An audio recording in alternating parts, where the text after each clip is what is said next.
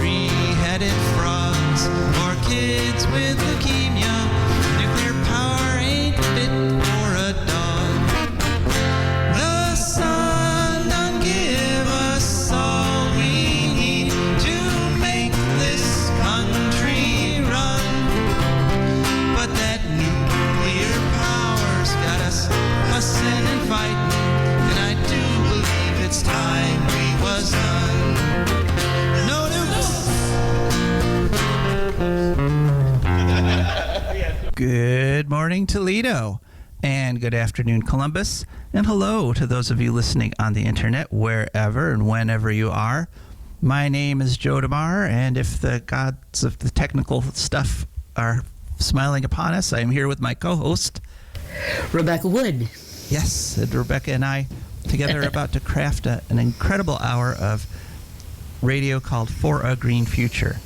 For a Green Future is a show where we talk about ecology and the environment. We talk about it in the ways that they affect you in your wealth, your health, your happiness, the health and happiness of your friends and family and the critters outside your window and pretty much everybody and everything, because we're all here together on this planet Earth.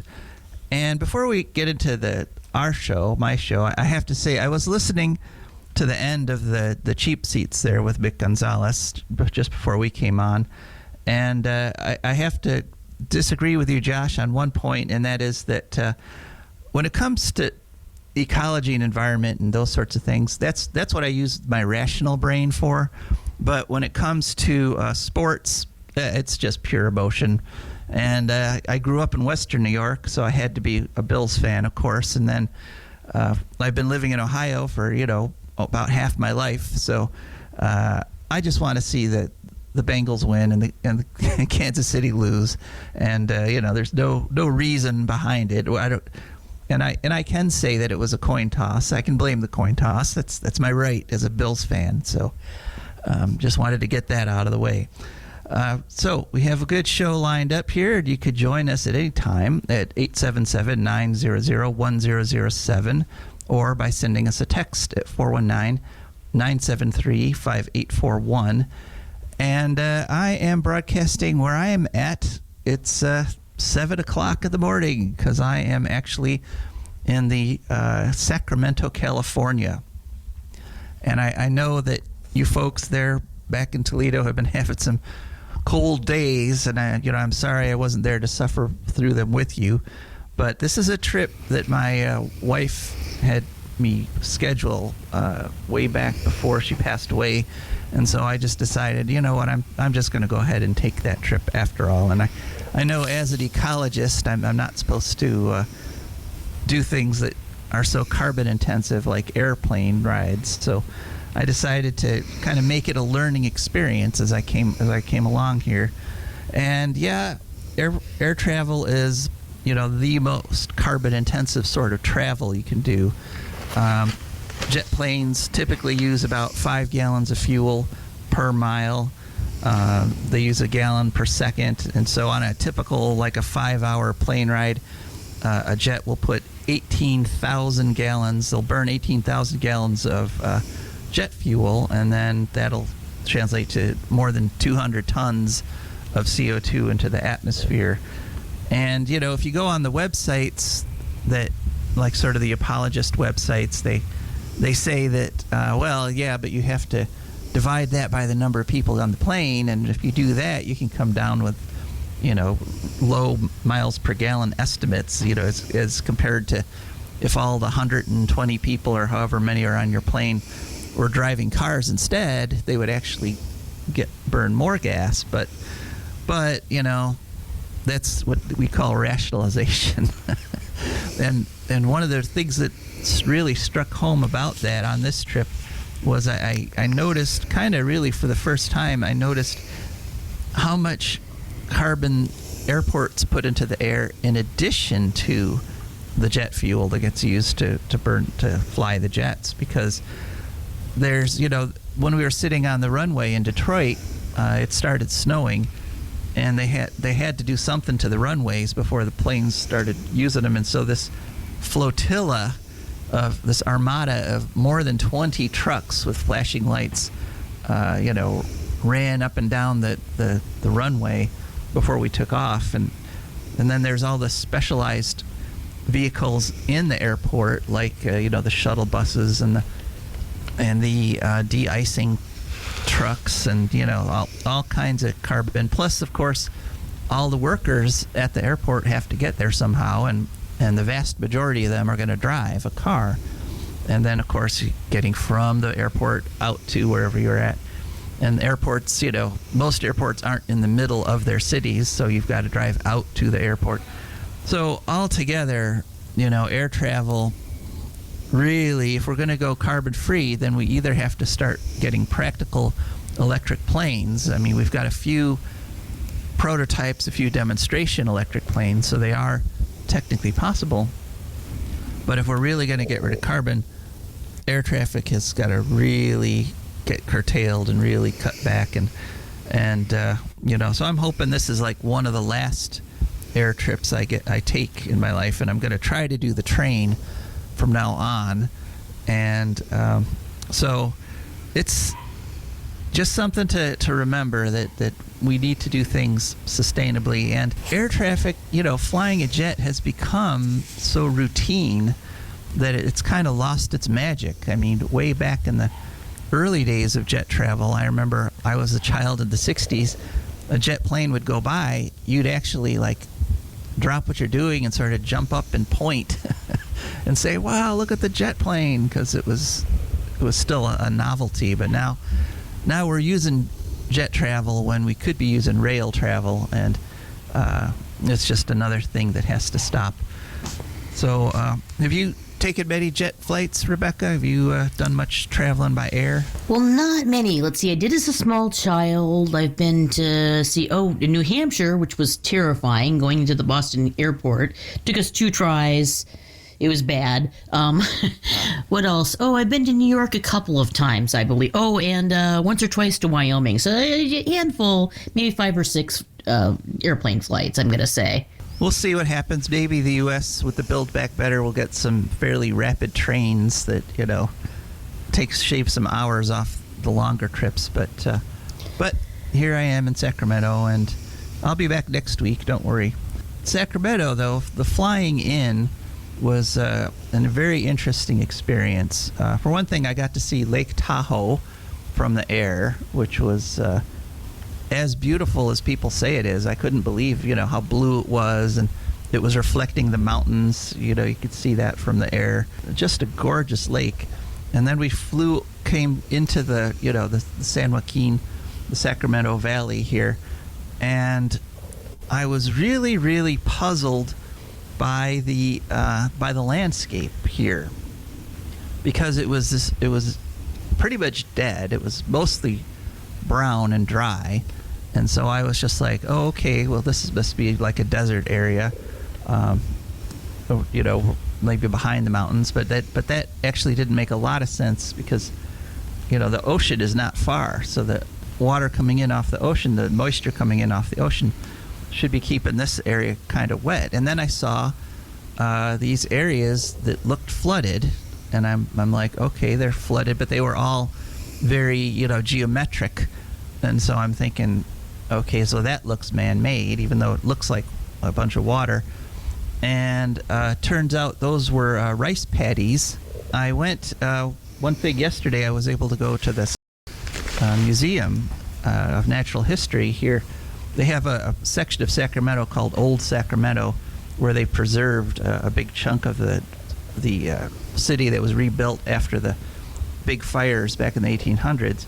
It's really nice. It's very touristy, but it was still very nice. So I went into the museum, and I discovered the natural history of Sacramento, and I wanted to share it with you folks, because this Sacramento, it kind of sums up, the Western culture's history with nature over the past 200 years. It's concentrated, and it's really, it's the best example I can see of what we do to the natural world around here. So before us Western civilization folks came, and it was the indigenous populations here, it turns out that this area was not a dead brown area with rivers running through it and rice paddies.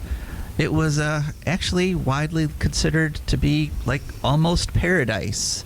The descriptions of people who saw the land in those early days are just amazing. And I found one painting online that was done around 1840 or so, and this is supposed to be just this incredible lush area, just overflowing with plants and animals, because the rivers that run through it are very young rivers geologically, and so the river level was very close to the level of the surrounding floodplain, and so you would get periodic floods. And in ecology and environment, when you have that situation where there's a freshwater river and you get periodic flooding, you kind of create the most fertile soils possible, because all those wonderful nutrients come down from the mountains to the east, and they create this beautiful situation where the Native Americans who lived here had just incredible abundance that they were able to harvest. They had it was an interesting culture, because the base food for this area was actually acorns. The thing that they had at every meal was acorn flour. They would make flour from acorns, where you take the acorns, and they're full of tannic acid, so you can't eat them directly. But what you do is you grind them into powder, and then you pour lots and lots of water through them, and eventually all that tannic acid leaks out. And then you have this highly nutritious, really protein-filled flour that you can prepare it 1,000 different ways. And so that's what they did. But then they could supplement that with all kinds of game. They had the rivers here were full of mussels and sturgeon and eels. We were talking about sturgeon last week. And of course, in a marsh area, you have tons and tons, literally tons and tons of ducks and geese and other wading birds and other water birds.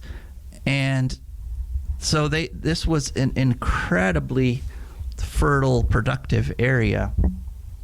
And so what happened though, when the Western people came, they immediately started trying to plow it up, turn it into farmland. And up until around 1850 or so, they had terrible problems with that, because then these annual floods, or these semi-annual floods, would come, and the whole region would get turned from a floodplain into a lake, and the lake could persist for months. And this would be a lake that was around 300 miles long and 200 miles wide. This was a serious lake, and so what the natives did during those times was they simply migrated out of the area, and then once the waters receded, they came back. But of course, that's not how we do things. We like to build big, heavy things with lots of concrete and so forth. So what happened then? Of course, you probably know that this was the area where they had in 1849. Speaking of the 49ers, 1849 they had a gold rush here, and that's when hundreds of thousands of people from all over the world just poured into this place. And they had they just came and they started mining gold, which meant tearing up the countryside, digging up all the rivers and getting down to the bottom to sift out the gold nuggets and so forth. And the gold fever is what built this town in this place. And then the rivers came and did what they had always done. They flooded and completely flooded out Sacramento. And then in 1850, and then again in 1860, and I think 1862. In 1862, the 1861, there was a flood, and then everything in the flood caught fire. So the whole city was destroyed several times. And then, but they decided what they were going to do is, instead of moving the city or something, they said, okay, we're just going to take over here. And they did this incredible network of levees and dredging. They deepened the bed of the river so the water flowed lower, and they literally raised up the city. They would hoist up buildings on jacks and then build concreted brick foundations under them and then lower the buildings back down, so that like part of this city of Sacramento is actually sort of covering up an older city, which you can find in places. You can go down and all of a sudden you're on streets that once were on top of the ground and now they're like 20 feet under the ground. So doing this, lowering the bed of the river and putting up all these levees, essentially dried out the land. And so the which was great for farmers, and this is some of the most productive farmland in the world, or has been. But what happens eventually over time is the land just dies because it needs that boost of nutrient, and it needs those floods, and it needs that water in order to stay lush and productive. And so we have turned literally one of the most productive, most beautiful areas in the world into pretty much sort of a dead desert sort of place with streams running through it and rivers running through it and rice paddies. And it was really kind of sad because as an ecologist, you know that the original layout of the land and the original way that it was more productive than our rice paddies and our plowed farms, because those people, the earlier Native Americans were able to harvest all kinds of stuff, not just our monocrops, not just rice or not just whatever. And it's kind of sad. And I saw there was a story in the local news that talked about how some of the rice farmers are now releasing salmon fry into their rice paddies in the hope that the baby salmon will start to imprint on their rice paddies and like go down to the ocean and come back. But it's just a sort of a shadow of the former fertility of this area. And so that's kind of what I wanted to tell you about my trip. What do you think? Do you think do you think the trade-off of having like a metropolitan area with 2 billion people is worth sort of reducing the whole region to a much drier, much less fertile climate? And in fact, there's all kinds of exhortations around here to conserve water, when water used to be in overabundance here, but dredging and levees and all that stuff has an effect. And so now they're dealing with the fact that this is becoming an arid, not just no longer fertile and wet, but now actually becoming arid. So anytime you can give us a call with any comments right here on the ticket, or send a text to 419-973-5841. Alrighty, well, now it's time for us to go on to our patrons and sponsors. And so, For a Green Future is brought to you by the Wood County Park District. The Wood County Park District is a natural resources conservation agency. They protect natural spaces, maintain quality green spaces, provide engaging programming, and they teach people to love and respect nature. They restore wildlife habitats, and they lead outdoor adventures. Wood County Parks protects natural spaces in Wood County for all to enjoy, from 8 a.m. to 30 minutes past sunset every day of the year. And there's several ways you can get a hold of them. One is to call them at 419-353-1897. That's 419-353-1897. You can also go to their website, wcparks.org, and they have some neat pictures there, the really beautiful parks. And of course, you can download their app at any app store. You just search for WC Parks, and up it pops.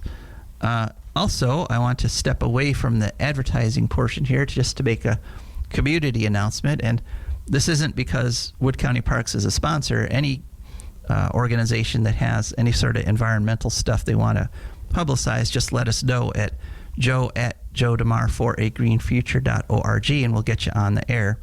But today, up until 3 p.m., there are sleigh rides at the Carter Historic Farm there in Bowling Green.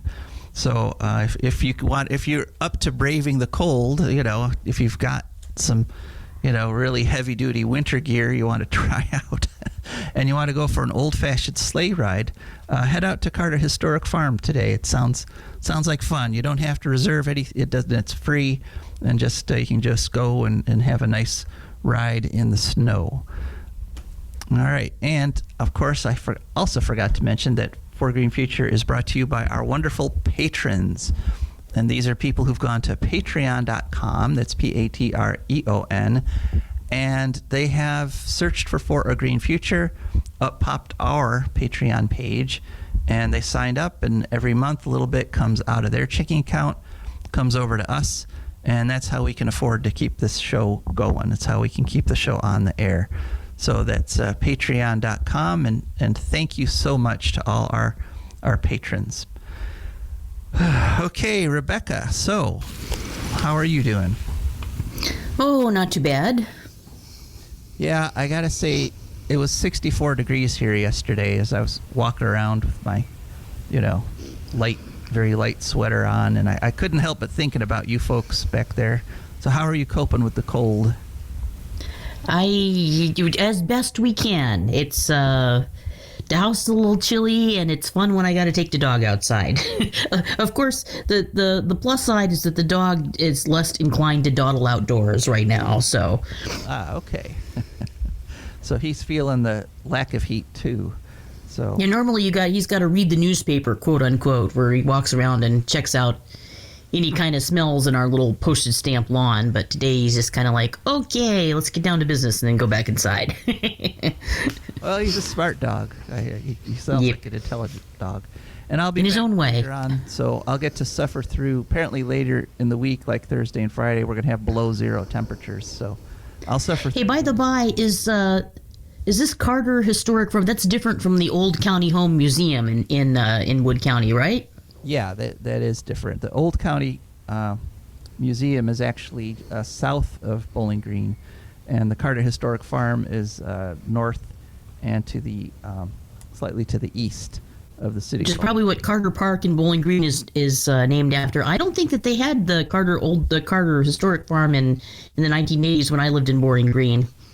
No, I think it's fairly recent, and it's a working farm which uses all the old techniques of back before we had things like pesticides and herbicides and chemical farming. They really they grow and they make their own flour there that you can actually buy. Wow. And you can buy authentically grown pre-industrial age crops and products from that farm. So it's fun. It's a nice place, and it's a nice walk. I've been out there and walked out to the quote unquote wood lot in the back, which is a nice area they've let grow up with forest plants and so forth. So yeah, if you're looking for something to do today, until 3:00 you can get a sleigh ride there. Are you ready, Rebecca? I know, despite the cold, I think you've gone ahead and bravely gotten us something to report on this week. Am I right? Yeah, let's just get this out of the way before I freeze and can't do anything until spring. Okay. It's not good. Okay.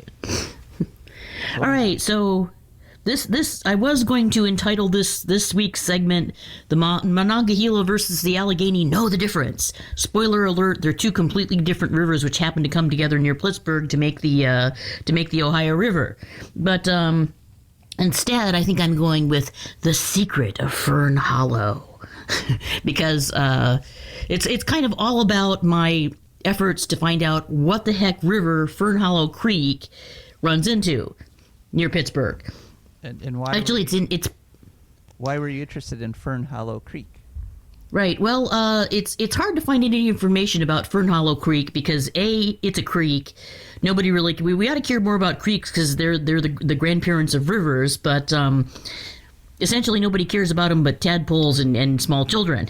So, and then the other thing, which Joe was talking about, was the fact that a bridge has recently collapsed into Fern Hollow Creek, and therefore, there's this giant deluge of articles about the bridge collapse and very little else about the creek, as if it just sort of came into existence a couple days ago when the bridge collapsed into it. Apparently, let's see. It's a bridge in it's in northeast Pittsburgh, and the bridge that collapsed connects the Squirrel Hill neighborhood, which is where Carnegie Mellon is, and it's got some other neat stuff in it. It was actually Regent's Park that it also connects to is supposedly the best neighborhood in Pittsburgh to live in. So it's actually a very nice area. And so, yeah, it connects Squirrel Hill to Regent Square and Williamsburg. And apparently there's the Frick Park, which is right around there, which has an environmental center, which is nice. It's also near the Phillips Conservatory and Botanical Gardens in Shenley Park, up the road in Squirrel Park. And it's also near something called the Rivers of Steel Kerry Blast Furnace Natural Historic Landmark. So, you know, and the Frick Museum, which is a famous art museum. And so, you know, once they were sure they have the gas turned off and back on, you might want to go see it. But not for a couple months, maybe weeks, something. Yeah, so... The Frick family, how is Frick spelled? Frick. Okay, I wonder if this is where we get the word frickin' from. Or probably not. I think that's from an older Anglo-Saxon word, actually. Okay, yeah. Okay. But yeah, you know, that I think the Fricks had too much money for anybody to make fun of them, so that was good. That was lucky for them. So, you know, I was thinking, okay, this creek, it has to run into either the Monongahela or the Allegheny, or possibly the Ohio. The Ohio is right around there. So when you Google Fern Hollow Creek tributary of, you get a bunch of stuff about the Sewickley Creek, which it's located in something called the Fern Hollow Nature Center, which seems like a real nice place. There's a Fern Hollow loop trail, which sounds good, and there's a Fern Hollow Nature Center. Has a lot of great program for kids. The problem is Sewickley Creek is in the Fern Hollow Nature Center, and Sewickley Creek are in the suburb of Sewickley Heights. So I don't know, that's a suburb. I had some trouble, but I think it's kind of not even necessarily close or in a direct line with near the Fern Hollow where the bridge collapsed into it. So I don't know. But then, you know, Pittsburgh. Pittsburgh is a very sort of wrinkly and twisty there's a lot of twisty little creeks around there. Who knows where they're going? See, I couldn't find it listed as a tributary of either the Monongahela or the Allegheny. Sewickley Creek apparently runs into some river, the Yohigany, which runs into the Monongahela. So if those two are connected, then it runs into the Monongahela, I think. Although Sewickley Heights seems to be closer to the Ohio, so whatever. So, but yeah, I did a little research on the Monongahela and the Allegheny. Monongahela is 130 miles long. It's all on the Allegheny Plateau in north-central West Virginia and southwest Pennsylvania.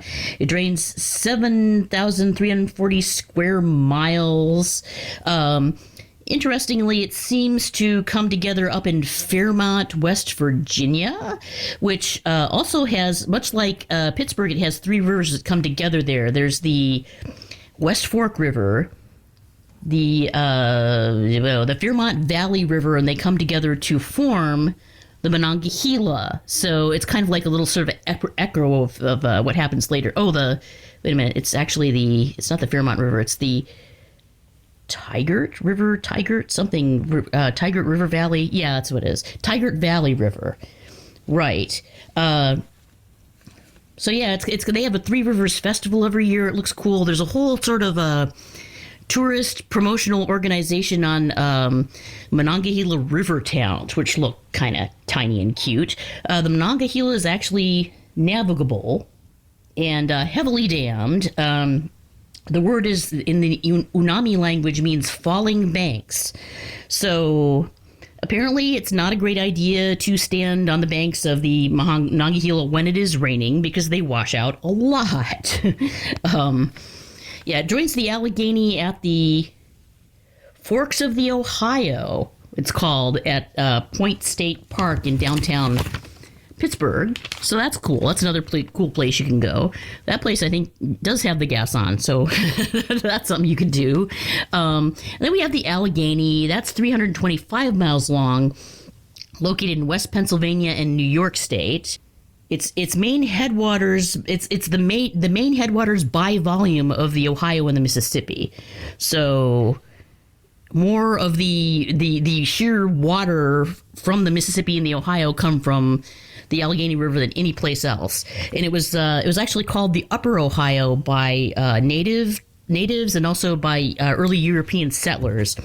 Drains 11,580 square miles.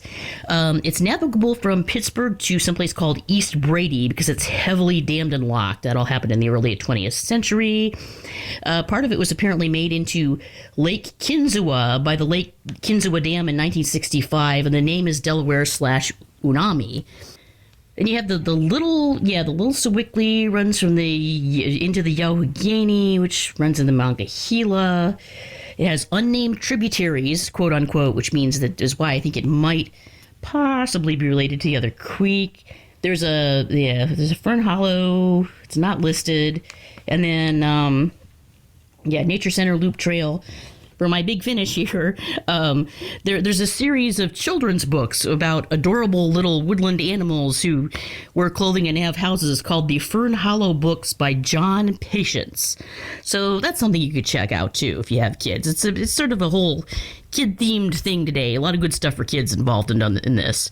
There's also the cartoon Adventures of Fern Gully, or The Secret of Fern Gully.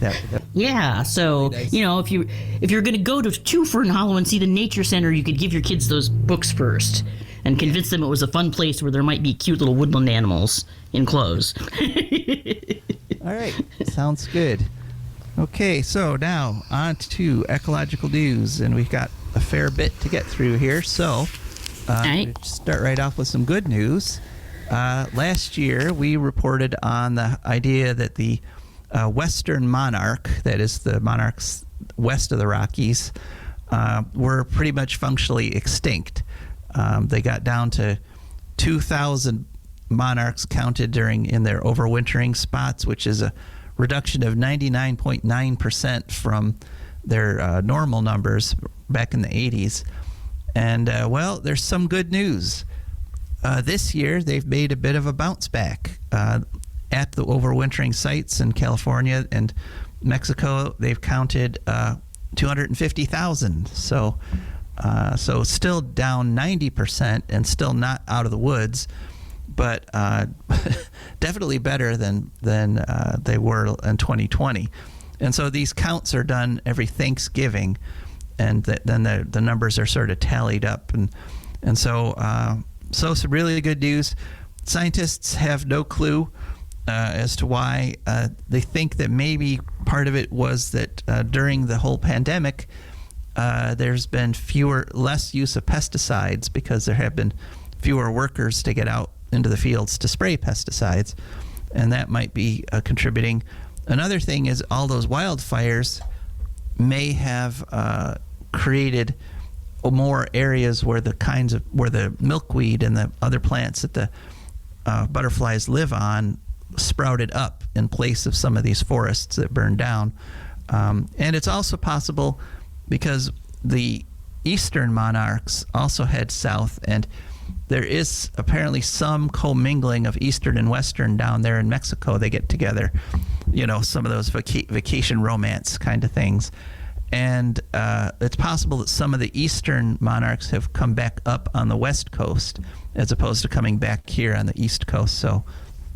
But whatever the reasons, it's good news. So I'd like to start off with that. And then, unfortunately, we have to follow that immediately with some really bad news. This is not unexpected, but if you were listening last week, we talked with Shauna, who's one of the defenders of Fairy Creek there in British Columbia. And part of what was going on with that whole controversy was back in September, a federal judge or a regional judge in British Columbia vacated the injunction that allowed the Royal Canadian Mounted Police, RCMP, to go in and attack the protesters, because the protesters are doing things like chaining themselves to gates and digging trenches and blocking logging companies from making roads to destroy the last of the old growth in British Columbia. And the judge there, his decision on the 26th of January, his decision got reversed by the British Columbia Supreme Court. And they're really not too supreme, actually. The reason that the first judge said that the RCMP had to stop was because of the fact that the RCMP has been very brutal in suppressing these protests. They've broken limbs, people have gotten concussions, people have nearly died, getting knocked out of tripods and falling 20 feet. And this was creating a scandal in Canada, which prides itself on not being a place where brutal things happen. And so the judge said that this was tarnishing the court's reputation, because the police were using the injunction granted by the court as the excuse for all these terrible tactics. Well, the Supreme Court, in an act of supreme fantasy, has said that even though the police brutality is technically illegal, the quote is that the court's reputation is not or the conduct of the police does not tarnish the reputation of the court. That's a quote from the decision. And I just have to say, I always thought that it was legislators that thought they could like legislate fantasy, but apparently the Supreme Court justices in British Columbia also think they can just sort of dictate fantasy, because if you essentially tell the police, go crack some heads, that cannot help but tarnish your reputation, because part of what's supposed to happen in a justice system is the idea of sort of a greater justice beyond just the letter of the law, and that the whole court's opinion was written like a logger company would write it, just saying, here's what the law is. These protesters are breaking the law. Therefore, the RCMP is justified in doing whatever they need to get them to stop breaking the law. When there's a larger question. The reason those people out there is to ask the question and to say, the profit of this company, Teal Jones or Teal Cedar, it's also called, does not justify the destruction of these forests, which are incredibly valuable and providing incredible services to everybody in British Columbia. And so when the law is unjust, then people protest. And that right of protest is supposed to be recognized by countries like Canada. But in this case, the Canadian courts are just on the side of the thugs. They're saying go for it. And if somebody really this summer, because the protests will probably continue, if somebody this summer gets killed or injured, that would be the responsibility of the Supreme Court of British Columbia, who unanimously agreed that the police are justified in doing whatever they need to break up protests. So what do you think? Do you agree with the Supreme Court there? Give us a call, 877-909-1007. All right, on to some other news. Here's some news that is also not surprising, but there's finally been a Harvard study that says fracking equals death. This is a peer-reviewed study published in the journal Nature Energy. It was done by the T.H. Chan School of Public Health at Harvard, and they discovered that if you live near or downwind from a fracking installation, you're 2.5 times more likely to die early. And they did it using a very interesting statistical analysis. They did it using Medicare statistics. So, Medicare keeps track of people when they die and when they get sick. And So this is only for people 65 and older. Those people are 2.5 times more likely to die from fracking in their neighborhood, which suggests that younger people, like children, who are even more vulnerable to things like toxic exposure, that number is likely much higher. But we know now with scientific certainty that for seniors anyway, for people 65 and older, being near a fracking pad, living near a fracking pad can be a death sentence. And if people are dying at 2.5 times the rate, that they're probably getting sick at a much higher rate than that, even, because not everybody dies from the same amount of exposure. People have a lot of variety there. So that's an important study. There was a article in the Inside Climate News newsletter, and it said a defining moment for Biden. And there were the Willow oil and gas development is proposed by ConocoPhillips in the Strategic Petroleum Reserve in Alaska. And they want to take out an estimated 600 million barrels of oil. The Trump administration pushed this through, and it was challenged by a whole bunch of environmental organizations because the Trump administration didn't do any kind of meaningful environmental review. And in fact, it was so bad that even though the Biden administration argued in favor of the Trump administration's rules allowing the oil development, a federal judge said, there's nothing here. You didn't do any meaningful environmental impact. And so the judge reversed back in August, reversed the permissions. And so now Biden is faced with a choice. The choice is, do they go back on the offensive? Do they appeal this judge's decision and try to go all the way to the Supreme Court, who, with a 6-3 conservative Republican majority, the Supreme Court will definitely say, oh, go ahead, just start drilling? Or do they do what this federal judge said, which is go back and redo the environmental impact statement? So a lot of environmental groups are watching Biden on this. They're waiting to see how the Bureau of Land Management's going to go. So it's really sort of an acid test for Biden. Is he serious about stopping global warming? In other words, stopping burning fossil fuels? Or is he just sort of Trump, but a much nicer Trump with who doesn't insult people quite as much? And I guess we're going to see. Another major court decision was that one thing that did happen under Biden was the largest sale of gas and oil leases in history happened for the Gulf of Mexico. And once again, it was a case of the Trump administration pushing them through without any meaningful environmental study. And on the New York Times reported on the 27th that the District of Columbia District Court has vacated those permits. We're talking about 80 million acres of Gulf of Mexico, and Trump set it up, but the Biden administration went ahead and did it, even though a lot of environmentalists were saying, don't do this. So now the Interior Department must do a new environmental analysis, again, according to this federal judge.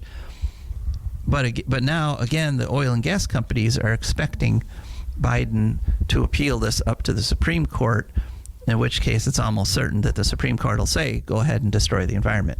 So this is really, it's do or die time for Biden in terms of whether or not this is going to work, or whether or not we're going to actually get off of fossil fuels or not.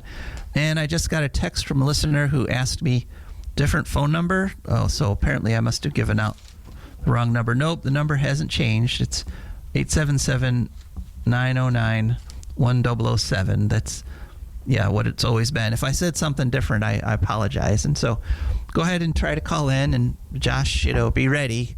Looks like we got a live one, someone trying to call in. So let's hopefully get that on the air. Well, that is about it for the stuff I had prepared for today. it'd be nice if somebody with a comment called in and helped Rebecca and myself out here. One thing I wanted to talk about was the transportation to and from the airport. The city of Sacramento has an incredible public transit system. Oh, we have a caller. Okay, caller, you're on the line. Go ahead. Hi. I can barely hear you, but go ahead.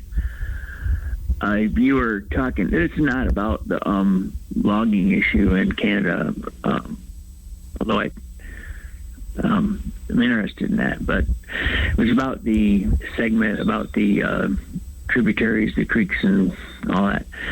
And you're probably aware of it, but so other people are aware of it. There's a group called the Isaac Walton League, which I participate in, and we monitor. Specifically, it's about creeks and rivers and the water quality, and we take samples. And for instance, in wintertime, pre and post storms to monitor the salt level and whatnot, and then we post that on a map, and then this information can be given back to municipalities about the use of their salt and perhaps overuse and such as that. And also monitoring, other things in summertime for optimal water quality for aquatics and that kind of thing. So just to let people know, I think it's pretty cool. It's been around a long time, and they have webinars and such. So yeah, I am aware that is a really nice organization. Oh, could you turn your radio down if you've got to get up? My radio's not on. I'm just on my phone. Okay. That's all right. Yeah. The Isaac Walton League is a great group, and weren't you sort of inspired by love of fishing? Isn't that what's sort of got Isaac Walton? Well, actually, I was inspired by. Oh, you mean Isaac Walton? I'm sorry. I'm really very, very faint. I can barely hear you. I don't know the history of Isaac Walton League. The founder of it. I only know that I got interested in it because I was also interested in Lake Erie's health, and sort of spun off of the work that Ohio State University does, and that that sort of stuff. But water quality is key. So you go out actually and take water measurements yourself. That's great. Yes. Yeah, they'll send you whatever you need, and then you take little classes online, and you go out, you just dip a little water out of a creek. It's very easy, and put a stick in there. If anybody's done any lab kind of stuff in college or whatever, they know, and it just, then you take a reading off that, take a snapshot of it, send it to them, and then it's posted on a big map, and it shows the address and the tributary, if it's named, what the name of it is, and that kind of thing, and all. Then, this is a way to help municipalities use only as much salt as they have to use, if they have to use it at all, and protect water, quality and critters. Well, that's great. Yeah, thanks for the call. I knew you guys were very active in water issues, but I didn't realize you had this citizen testing thing going. Oh yeah, it's very robust. Yeah, if anybody goes on the IWL.org site, and you can see how many people are participating, and it's gaining in momentum. So it's good. All right. Well, thanks so much for the call. Thanks. Okay. And we do have time for another call. Help me fill out these last couple minutes here. So I was talking about public transit. Yeah. Sacramento has an incredible public transit system going to and from the airport. When I got here, I didn't have a hotel booked or anything. So I called a hotel and asked, well, how do I get out? How do I get there from here? And they told me, first of all, there was a SkyCap. There was a special deal with the taxi service around here. And then I called SkyCap, and they said, no, we don't have any special service. It's like $35. So then I tried public transit, and the city of Sacramento has a bus that runs every half hour, and it's only $2.50. So naturally, I took that to get into town, and it stopped right in front of the hotel where I was staying, literally. So I went in, though, and after I registered, I had to go do something else back at the airport. So I asked the front desk about it. They had no idea that there was a bus from the airport that stopped right in front of their hotel every half hour. And the attitude is very California attitude. The gal behind the counter was like, well, I have a car. And the car culture is, it's a very real thing here, because, when I had to rent a car briefly to go visit my family members who live in the next town over, that the gal behind the counter kept saying, do you really want that car? Meaning, I had this little compact car, I picked it for the best fuel economy, and she wanted me to go to like this sports car, and people, as I'm driving along, people obviously have invested thousands of dollars into their cars, into getting them detailed and customized, and having the noisy mufflers put on them, and all that sort of thing. So there is actually a strong public transit infrastructure here in Sacramento, but everybody is still in their cars. And so a big part of what we have to do here is cultural. A big part, if we want to save the planet, is to get people to start using the resources that actually are there already. I mean, it doesn't do any good for the environment to have an excellent mass transit system if no one rides it. In that situation, you're actually putting more carbon in the air because you're running both your cars and your buses.